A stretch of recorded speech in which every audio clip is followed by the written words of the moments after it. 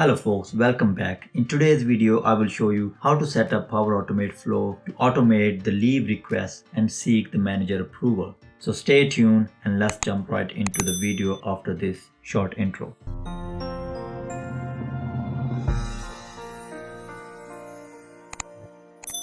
I am on a SharePoint site. There is a leave request list in SharePoint. It has a title, start date, end date, and leave type. Very simple list. What I want is when someone create a new record in this list, it automatically get that person manager from the Active Directory and send that manager email for the leave approval. It's really important that your Active Directory is up to date and all the employees in your organization have their managers set up. You probably need to fix your AD first and make sure all the employees have manager attribute filled in. So I assume that you have all AD structure up to date. So to create a workflow, I need to navigate to Power Automate. So from Office 365, I will click on Power Automate icon. I can create a workflow from scratch or I can search for a template. So let's see if there is any template available. So from the left menu, I click on templates. I will just type leave request. I can see there are two templates available. Request manager approval for leave request. This is exactly what I want. So I will click on this template. It is asking for permission on various different applications. I will click on continue.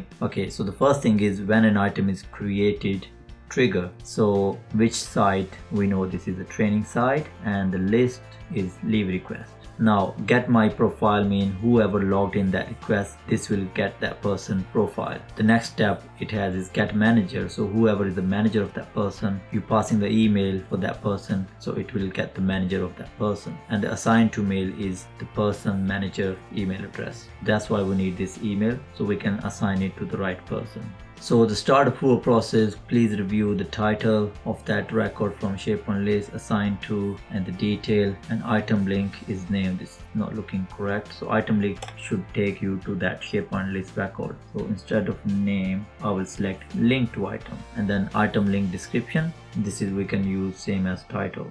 So I will select title there. So this has, as I said before, if the manager is not set for the person who raised the request, it will just send an email notification that your Active Directory is not up to date and manager field is not set. If everything goes fine, it will wait for this approval outcome, and if the outcome is yes, that person will be notified with an email that your request has been approved. Otherwise, that person will be notified that your leave request is rejected. So this is all set up. I will click save so we can see that leave request is saved. If I go back, click OK, I can rename this workflow to leave approval request and click on save.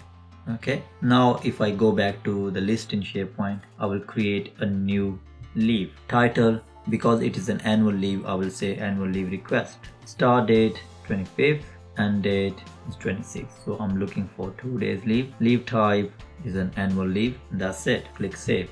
Now if I navigate back to the workflow and refresh the page, I can see the workflow is running. For the purpose of this demo, I just put myself as my manager. So I'm expecting an email for annual leave to approve. So I can see this annual leave request is the title and there's a link to annual leave request. I can click on it. This will tell me the detail, the start date, end date, and leave type. So if I'm happy with it, I can just click on approve and hit submit. Now as I said that I raised the request as well, so I got an email. That's the reply back from my manager that your request for annual leave has been approved, and I haven't put any comment there, so that's why it's empty. And if I refresh the workflow page, this should show as completed. Yeah, so the workflow is succeeded. Just to wrap up this video, today you have learned how easily you can create a leave request approval process which route the approval to your manager, which is preset in your AD, and all this can be achieved with an out-of-the-box template available in Power Automate. Consider subscribing if you're new to the channel by pressing the red subscribe button below this video.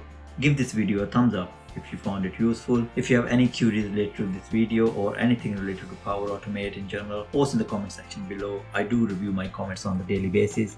I will be happy to answer. Thank you.